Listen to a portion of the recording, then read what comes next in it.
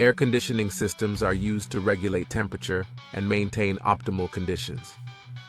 Thanks to this, the quality of air in enclosed spaces allows people to carry out their activities in comfortable environments.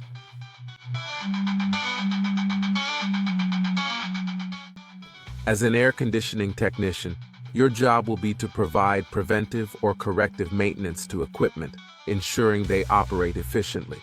Preventive maintenance protects the system against potential failures. Corrective maintenance involves repairing the system when it has already failed. Since there's a wide variety of equipment, this training focuses on low-capacity residential and commercial units, such as window units, mini-splits, and packaged systems.